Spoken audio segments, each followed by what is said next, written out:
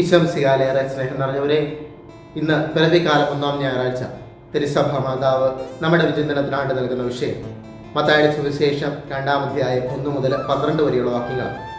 ഇവിടെ നമ്മൾ കണ്ടുമുട്ടുക പൂജാരാജാക്കന്മാര് ഈശോയെ ആരാധിക്കുന്ന രംഗമാണ്.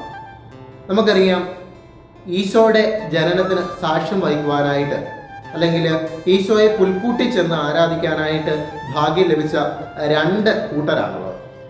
ഒന്ന് ഈ പൂജാരാജാക്കന്മാര്, 2 ഈ ആട്ടിടയന്മാര്. അപ്പം തങ്ങൾ ഇനിയും ഒരുപാട് കാര്യങ്ങൾ അറിയാനുണ്ട് എന്നുള്ള ഭാവത്തിൽ പുൽക്കൂടിൽ വന്ന് ഉണ്ണിയേശുവിനെ ആരാധിച്ചവരാണ് പൂജാരാജാക്കന്മാർ. തങ്ങൾക്കൊന്നും അറിയില്ല എന്നുള്ളൊരു ഭാവത്തോടെ ഏറ്റവും എളിമയോടും നിഷ്കളങ്കതയോടും കൂടി വന്ന് പുൽക്കൂട്ടിൽ വന്ന് ഉണ്ണിയേശുവിനെ ആരാധിച്ചവരാണ് ആട്ടിടയന്മാർ. അപ്പം വലിപ്പച്ചെറുപ്പമില്ലാതെ സമൂഹത്തിലെ ഉയർന്നവരെയും താഴ്ന്നവരെയും എല്ലാം തൻ്റെ അടുക്കിലേക്ക് ഈശോ സ്വീകരിക്കുന്നു എന്നുള്ളത് നമുക്ക് കാണാനായിട്ട് സാധിക്കും. ഇവിടെ നമ്മൾ ധ്യാന വിഷയമാക്കുന്നത് പൂജാരാജാക്കന്മാരെ കുറിച്ചാണ്. ഈ പൂജാരാജാക്കന്മാര് ഒരു നക്ഷത്രം മാത്രം വിശ്വസിച്ചുകൊണ്ട് പുൽക്കൂട്ടിലെത്തി ഉണ്ണിയേശുവിനെ ആരാധിക്കുകയാണ്. അപ്പം അവരുടെ ഈശോയെ കാണാനുള്ള ഒരു തീഷ്ണത ഒന്ന് ആലോചിച്ച് നോക്കി. എത്രമാത്രം തീഷ്ണതയോടുകൂടിയാണ് അവർ ഈ നക്ഷത്രത്തിന്റെ പുറകെ ഇറങ്ങിത്തിരിക്കുക. ഈ പൂജാരാജാക്കന്മാര് നമ്മളോട് പറഞ്ഞു തരുന്ന ആദ്യത്തെ പാഠം എന്ന് പറയുന്നതും ഇത് തന്നെയാണ്. ഈശോയെ കാണാനുള്ള ഒരു തീഷ്ണത എപ്പോഴും നമ്മൾ ഉണ്ടാകണം എന്ന് തന്നെയാണ്. നമുക്കറിയാം, രണ്ടാമതായിട്ട് ഈ പൂജാരാജാക്കന്മാര് നമുക്കറിയാം ഈ ഹെറോദേസ് രാജാവിന്റെ കൊട്ടാരത്തിൽ ചെന്ന് ഈശോയെ അന്വേഷിക്കുന്നുണ്ട്. അപ്പം ഈ ഹെറോദേസ് അവരോട് പറഞ്ഞു കൊടുക്കുന്നുണ്ട്, നിങ്ങളെ തിരിച്ചു വരുമ്പോൾ എന്നോടും കൂടെ പറയണം, എനിക്കും പോയി ആരാധിക്കാനാണ് എന്നൊക്കെ പറഞ്ഞ് ഹെറോദേസ് രാജാവ് അവരെ പറഞ്ഞു കൊടുക്കുകയാണ്. അങ്ങനെ പുൽക്കൂട്ടിൽ ചെന്ന് ആരാധിച്ചതിന് ശേഷം അവര് സ്വപ്നത്തിൽ കിട്ടിയ നിർദ്ദേശം അനുസരിച്ച് മറ്റൊരു വഴിക്ക് കൂടി സ്വന്തം ദേശത്തേക്ക് പോയി എന്നാണ് സുവിശേഷം പറഞ്ഞു വയ്ക്കുക.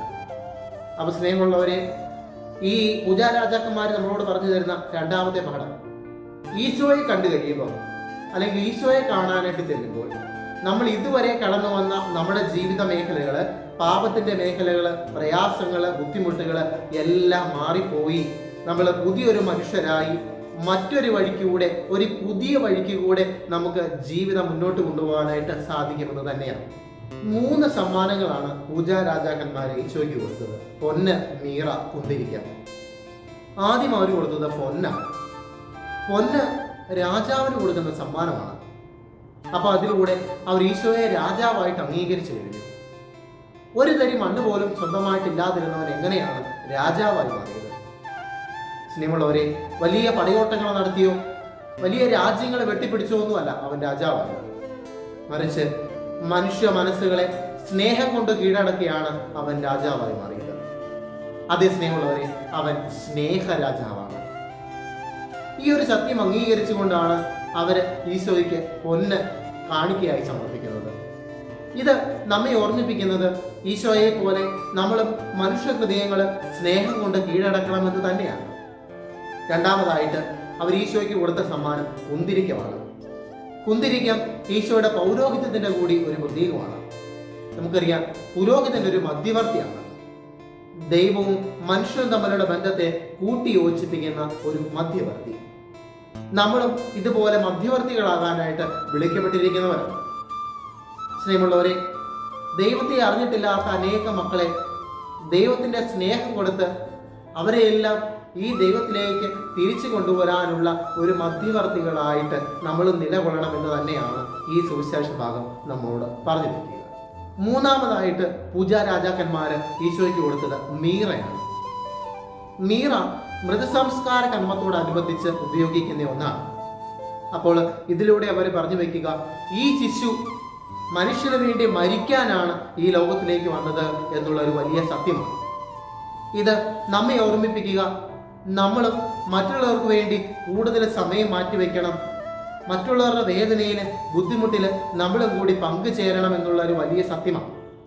സ്നേഹമുള്ളവരെ, അങ്ങനെ മറ്റുള്ളവരെ നമ്മളോട് ചേർത്ത് നിർത്തുവാനും അവരെയെല്ലാം ദൈവത്തിലേക്ക് അടുപ്പിക്കുവാനും നമുക്ക് സാധിക്കണമെന്ന് തന്നെയാണ് ഈ മീറ നമ്മളോട് പറഞ്ഞു വെക്കുക. പൂജാരാജാക്കന്മാര് ഏറ്റവും നല്ല സമ്മാനങ്ങളാണ് ഈശോയ്ക്ക് സമർപ്പിച്ചത്. അതുപോലെ നമ്മൾ നമ്മുടെ ജീവിതങ്ങളെ ഏറ്റവും നല്ല സമ്മാനങ്ങളാക്കി മാറ്റി ഈശോയ്ക്ക് സമർപ്പിക്കുവാനായിട്ട് തയ്യാറാകണം. അതുപോലെ മറ്റുള്ളവർക്കും നമ്മളൊരു നല്ല സമ്മാനങ്ങളായിട്ട് മാറണം. അപ്പോഴാണ് നമ്മുടെ ജീവിതം കൂടുതൽ അനുഗ്രഹിക്കപ്പെടുക. സർവശക്തനായ ദൈവം നമ്മളെല്ലാവരെയും സമൃദ്ധമായിട്ട് അനുഗ്രഹിക്കട്ടെ. ആമേൻ.